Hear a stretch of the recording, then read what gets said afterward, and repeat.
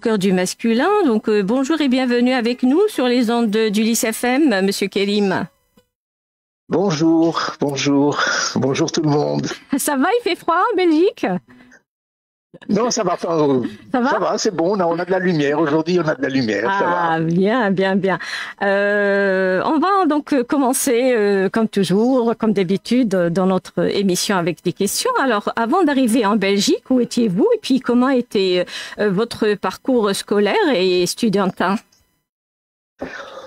Ouf, mon parcours scolaire. Bon, il vient de Tunis, bien entendu. Hein. J'étais au lycée français de Mutuelleville, Oui. où j'ai eu des années mémorables.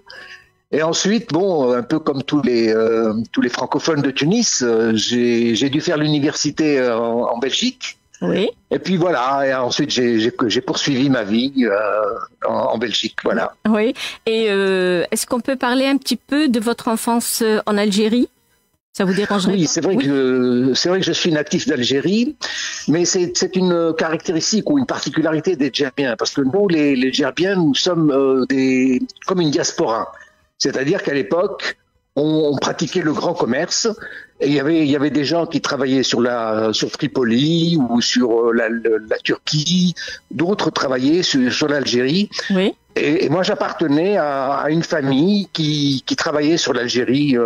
Il y en avait à Constantine, il y en avait à Alger, il y en avait à Oran, et même jusqu'au Maroc. Donc, on a essayé d'avoir des comptoirs. Donc, c'est une vieille tradition des Djerbiens, Oui. de faire du grand commerce. Et donc, c'est pour ça que moi, je suis natif d'Algérie. Mais il faut savoir que en 1910, il y a eu un problème colonial entre la France et l'Italie à propos de la Libye. Et donc les Djerbiens ne pouvaient plus faire du commerce en Libye, qui était dominé par l'Italie. Oui. Et alors on a eu des magasins saccagés, il y a eu un blocus, je ne sais pas ce qui s'est passé exactement. Et à la suite de cet événement, en 1910, donc, les Djerbiens sont allés pratiquer le commerce sur l'Algérie. Oui, je dis Voilà. bonjour à tous nos amis algériens, puisque nous en avons ici à Djerba. Oui. Oui, alors moi j'ai dit politologue et c'est un mot un peu difficile, je pense, pour nous. Donc vous êtes chargé de mission, c'est ça? Politologue. Alors un politologue, c'est quelqu'un qui est chargé d'études. D'études. Et oui, il est chargé d'études. Bon, le chargé de mission, ça c'est un travail, ça c'est un contrat de travail. Oui. Mais le titre de politologue, c'est quelqu'un qui est chargé d'études, c'est-à-dire que bon, il y a une particularité de la formation en politique, c'est qu'elle est multidisciplinaire. Oui. Et donc le politologue a l'avantage de voir un état social sous son aspect historique, économique, sociologique, culturel, etc. Donc voilà, c'est une formation originale qui n'est pas assez bien connue, Oui. mais c'est un autre débat. Oui, c'est un autre C'est un débat. autre débat, oui. Ben, je ne pas ça parce que je voulais le comprendre. Et donc là, Oui. vous êtes chargé de mission en Afrique, ou bien vous avez été chargé de mission en Afrique. Mais pour l'Afrique, pourquoi le départ c'est en Belgique, c'est en Europe? Qu'est-ce que je vais vous dire? Oui. En fait, moi, je voulais faire la diplomatie. Depuis que j'étais jeune, Oui. j'adore les voyages. En tant que Djirien, c'est inévitable. Donc, j'adore les pays, j'adore les voyages. Oui. Et je voulais faire une carrière dans la diplomatie tunisienne. Voilà, ça, c'était mon objectif. Oui. Et puis, bon, à l'époque, je n'avais pas réussi le concours parce qu'il y avait une épreuve d'arabe extrêmement difficile. Il fallait prendre un texte en anglais, le traduire en arabe et donc j'étais complètement perdu. Ouais. Donc j'ai raté mon concours aux affaires étrangères en Tunisie. Et bon, alors qu'est-ce que je vais faire? Alors j'avais toujours une passion pour la coopération, pour le développement, pour l'Afrique. Alors j'ai travaillé avec les organisations non gouvernementales, les ONG, qui avaient des missions de collaboration, de coopération. Et puis j'ai travaillé avec les Nations Unies, mais à chaque fois dans des missions. C'est pour ça que j'étais chargé de mission, chargé de programme. Donc je n'étais pas fonctionnaire. Oui, oui. Parce que pour être fonctionnaire, il faut être assisté par l'État. Oui, par l'État. Et comme c'était pas mon cas, oui. Donc je travaillais un peu comme un mercenaire, quoi, à la tâche. Hein. Voilà. Donc là, oui, donc justement, vous excellez en français et vous avez des problèmes en arabe, c'est ça? Mais un petit peu quand même. En fait, oui. C'est l'arabe littéraire qui me pose quelques difficultés. Oui. Et bon, c'est certainement mon patrimoine algérien, parce qu'en Algérie, on maîtrise bien la langue française. Oui. Oui. On a le dialecte algérien, oui, mais la langue arabe, c'est autre chose. C'est vrai. La langue arabe, c'est une autre structure.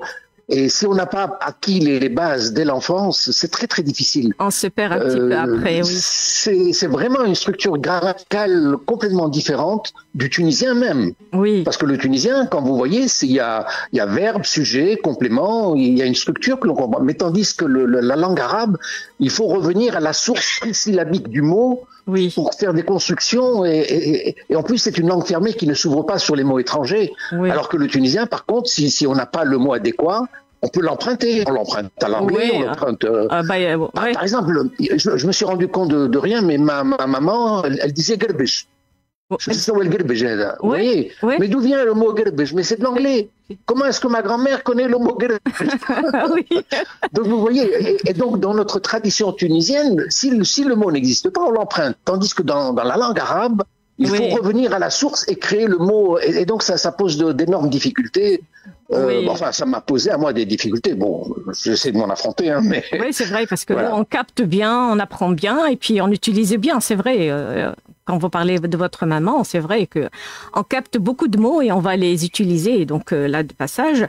Et là, vous êtes devenu écrivain, pourquoi? Par plaisir ou bien par vocation tardive?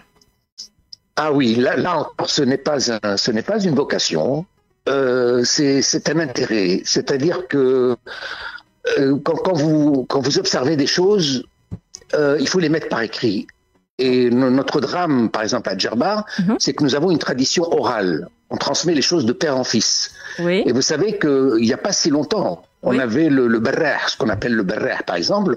Il avait la mémoire de toute l'histoire de la communauté. Et à certaines cérémonies, il récitait cette histoire collective. Oui. Donc, et c'est pour ça qu'on a ce petit côté africain à Djerba, de la transmission de père en fils, de la transmission orale. Et donc, ça vaut tout autant. Vous savez, le proverbe qui dit « quand un vieux meurt, c'est une bibliothèque qui s'enflamme », eh bien, ça vaut aussi pour la Tunisie. Enfin, je veux dire pour Djerba, hein, je ne vais pas parler plus loin. Oui. Mais en tout cas, à Djerba, nous avions cette tradition.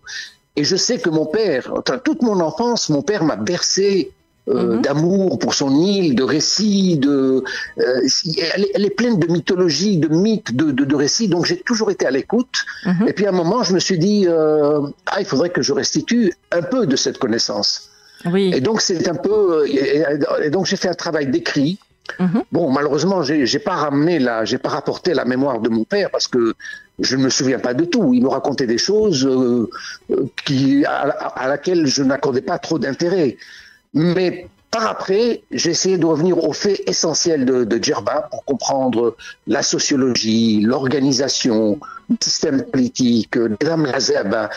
Et j'ai retrouvé des choses assez extrêmes que j'ai éditées et donc que je fais dans un livre. Mais c'est vraiment un devoir de mémoire qui m'a rendu écrivain. Oui, vous savez, on est tous pareils devant une feuille. Tiens, qu'est-ce que je vais écrire? Non. Et moi, la connaissance est devenue beaucoup plus forte. Donc, elle était beaucoup plus forte que mon stylo. Et donc, j'ai écrit tout ça. Et puis, enfin, j'ai synthétisé. J'ai publié. Et vous parlez du livre Outrage au lotophage. Oui. J'ai essayé de rassembler la connaissance de tous les chouyours de Djerba. Oui. Et quand on dit chouyours, c'est de l'ancienne conception, c'est-à-dire les anciens savants. Oui. Les éminents spécialistes. Et chacun apporte une compétence. Et donc, moi, j'ai écouté un peu ce qu'il disait et j'ai rapporté ça en langue française. Et bon, voilà, moi, je suis satisfait d'avoir laissé ça par écrit. Oui. C'est-à-dire que pour les nouvelles générations, on peut s'appuyer sur cette connaissance pour aller encore plus loin, pour protéger notre modèle djerbien Parce que nous avons un modèle djerbien original, hein, ça il faut le savoir. Mais ici, ils écrivent surtout en langue arabe, comme on dit en littéraire. Donc, on n'a pas beaucoup de livres en langue française qui parlent de Djerba. Et là, c'est extraordinaire. Parce qu'il y a des résidents ici qui aimeraient lire. Oui. Oui. Oui, mais la langue arabe nous a été imposée par l'État, par la Constitution. Nous sommes des Tunisiens. Et nous n'avons pas notre langue tunisienne. Donc, aller comprendre une langue arabe, moi j'essaye, hein. Oui. J'essaye, mais je n'y arrive pas. Oui. Je n'arrive pas à accéder à la connaissance. Par contre, quand quelqu'un me présente une communication, ça passe beaucoup mieux. Mais la lecture arabe m'est très très difficile, hein. Oui. Donc j'utilise souvent un traducteur pour essayer d'avoir, parce qu'il y a bien sûr des informations originelles très très importantes, hein. Mais vous en êtes sûr quand même, ce que vous avez écrit, il faut que ça soit vraiment véridique. C'est sûr. Ah oui, bien entendu. Oui. Bien entendu. Je suis un universitaire, je suis un scientifique. Voilà. Non, ça, je rapporte des choses. Non, je veux dire, ça, parce clair, que quand vous parlez de votre père, il y a un côté un peu affectif. Donc, il y a un peu de l'affection et un peu d'histoire, c'est ça. Très important. Donc, il y a les deux. Oui, il y a les deux. Oui, mais ça commence d'abord par l'affectif. L'affectif vous donne de l'intérêt. Oui. Et ensuite, vous utilisez vos compétences scientifiques pour appuyer cette connaissance. C'est vrai.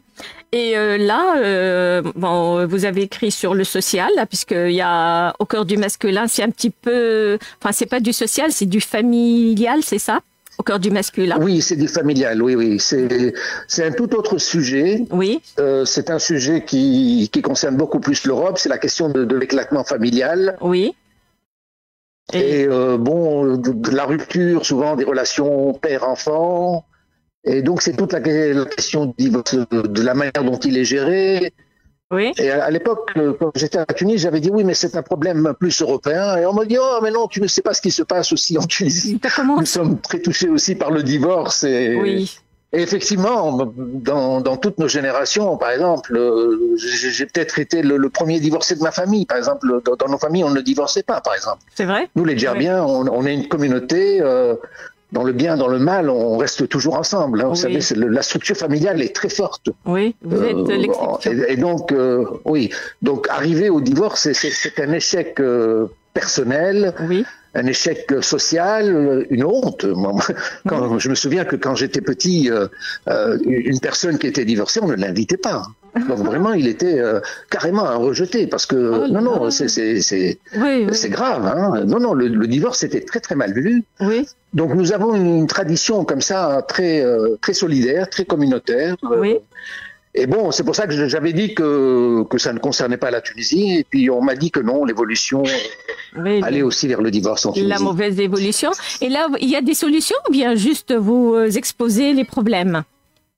Non, bien sûr qu'il y a des solutions. C'est-à-dire que c'est-à-dire que la manière dont la justice est rendue. Vous savez, c'est-à-dire que quand on parle d'exception à la loi, alors les gens vont chercher l'exception pour gagner des droits. Donc, je préfère ne pas trop parler de ce sujet, de la famille, parce que c'est un tout autre sujet, c'est un débat pour une émission à elle toute seule. Non, mais je voulais dire, c'est que vous écrivez sur, c'est un côté qui vous touche, c'est tout. C'est pour ça. Donc, qui m'a touché à une époque. Oui. Absolument. Oui. C'est comme on disait tout à l'heure, c'est l'affectif. Hein. Oui. C'est-à-dire, il y a un moment, quelque chose vous touche et alors vous trouvez utile de rapporter un intérêt pour le social. Oui. C'est vrai, si mon père n'était pas autant amoureux de son île, peut-être que je l'aurais pas rendu cet hommage en faisant ce livre. C'est vrai. Voilà. Donc c'est un peu les circonstances. Oui. C'est les circonstances de la vie qui me rendent ordonnateur d'un travail.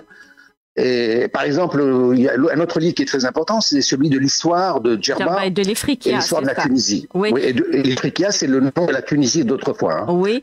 Et il ne faut pas oublier, nous sommes les Beni Ifren. Hein. Oui, là c'est. Alors ce travail, vous savez, je vous disais que moi j'étais à l'école française de Tunis. Et comme disaient nos aînés, on nous apprenait nos ancêtres les Gaulois, et puis on se dit, mais Attille, moi, mon ancêtre, il ne veut pas être Gaulois, c'est pas possible. Et alors, mais cette passion que j'ai eue pour l'histoire, j'ai essayé de la transposer sur la Tunisie. Oui. Donc j'ai d'abord commencé par une histoire de Djerba, oui. Et je me suis rendu compte que nous avons une histoire originale à nous, propre à nous, mais l'histoire de Djerba ne pouvait pas se passer d'une histoire de Tunisie. Et donc, mon travail, je l'ai improuvé, oui. Je l'ai augmenté pour parler de l'histoire de Tunisie. Et là, j'ai fait des découvertes assez extraordinaires parce que l'histoire universelle a été rédigée par quelques historiens au service de l'État, au service d'une idéologie, au service d'une religion. Et donc, c'est une histoire qui est un peu manipulée. Et quand j'ai fait une histoire de Tunisie, mais revue sous le regard tunisien, sous le regard africain, alors on découvre des choses assez extraordinaires. D'accord. Je vous donne juste un exemple. Par exemple, la fameuse expédition de Saint-Louis à Tunis. On dit qu'il y a une expédition. Voulait-il convertir le souverain de Tunis au christianisme? C'est ce qu'on vous dit. La réalité est tout autre. Ah bon?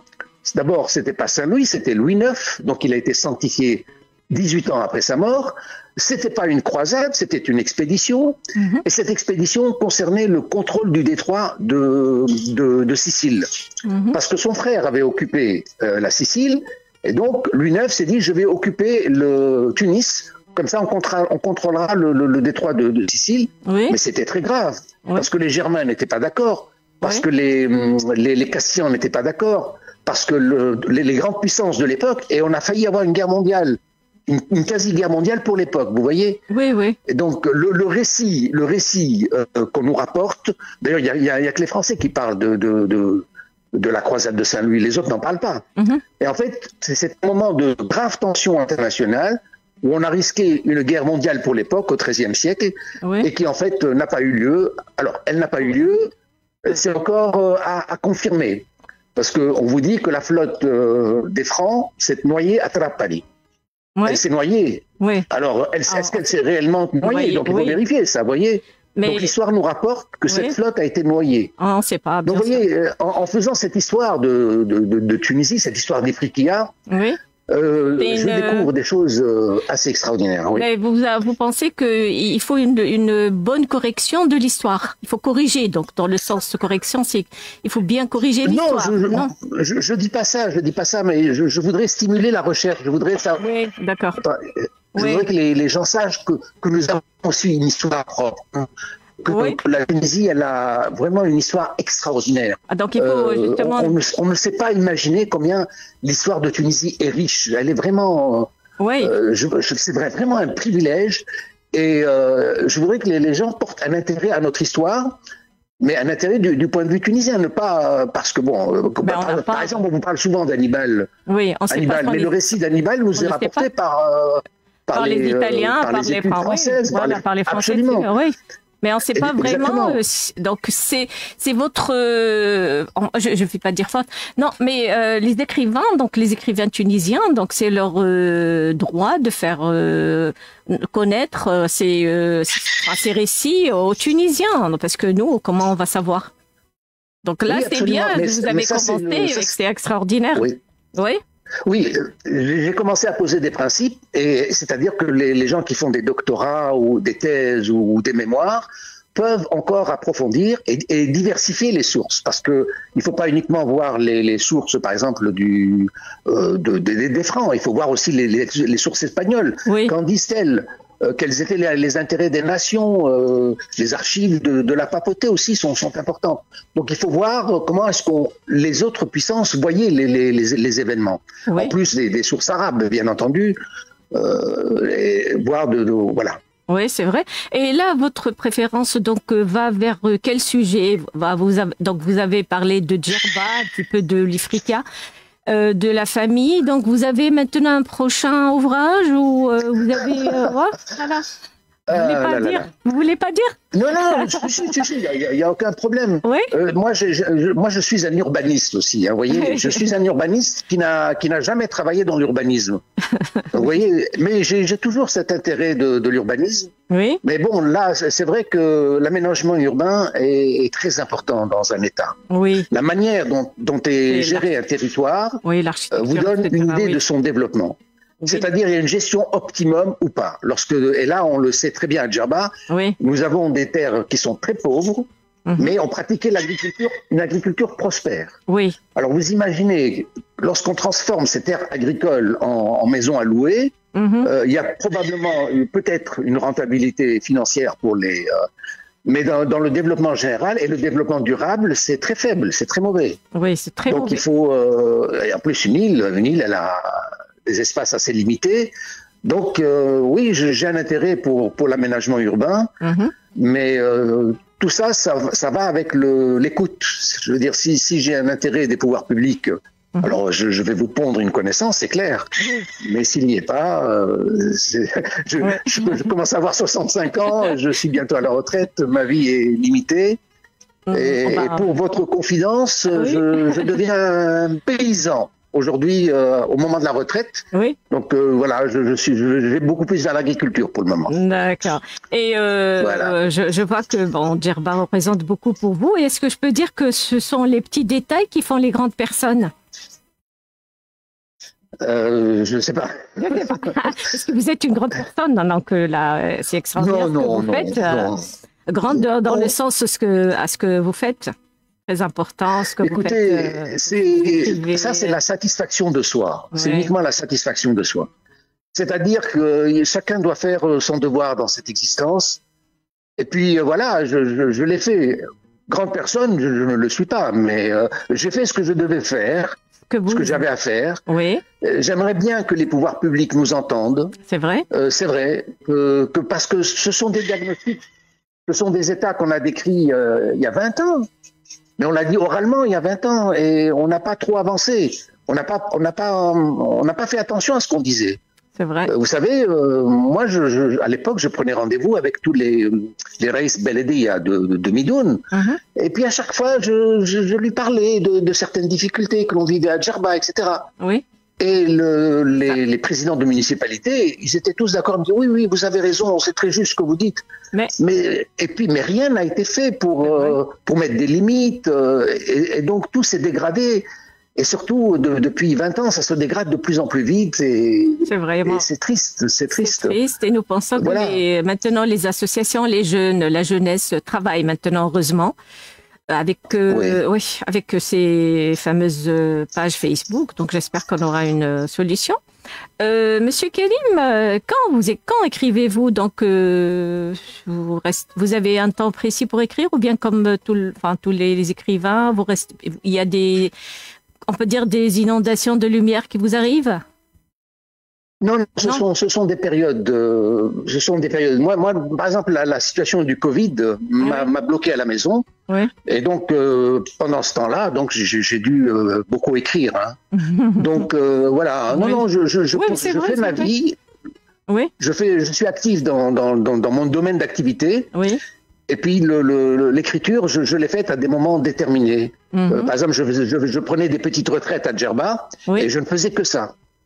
Je restais par exemple 6 semaines à Djerba et je ne faisais que ça. Dès que je me lève, je travaillais. L'écriture n'est pas facile. Oh, c'est vrai. Parce que écrire et rendre un texte lisible, compréhensible, simple, c'est pas évident. Oui, et passer de la pensée à une écriture claire, c'est pas du tout évident. Parce que on a toujours à réécrire. Et comment réécrire le plus simplement que possible, c'est une épreuve difficile dans toutes les cultures. Hein. C'est pas uniquement la langue française. Hein. Ça dépend. Donc, un livre peut vous prendre une année. Enfin, ça dépend du livre, c'est ça? Ça peut prendre une année parce que c'est grandiose, c'est important. Oui. Oui, ça prend une année. N'oubliez pas qu'il y a aussi la maturation d'un livre. Hein. C'est-à-dire qu'il faut penser, il faut saisir la pensée du livre et ensuite le coucher sur papier. Oui. Et ce sont plusieurs écritures à différentes époques qui sont synthétisées. Voilà. Oui. Et est-ce que vous êtes connu, le plus connu ici ou ailleurs? Monsieur Kérim Honnêtement, moi j'ai l'impression de ne pas être connu. Vous êtes connu en tout cas ici.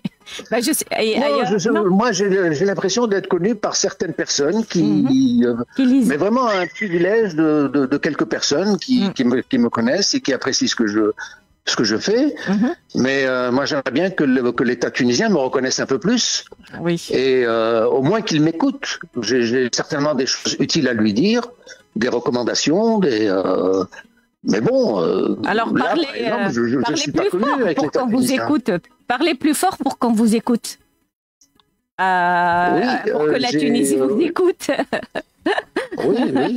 Écoutez, moi, je vous ai dit, je suis allé voir les présidents de municipalité. J'ai rencontré des responsables. Il faut toujours le faire. J'ai fait quelques conférences. J'ai écrit.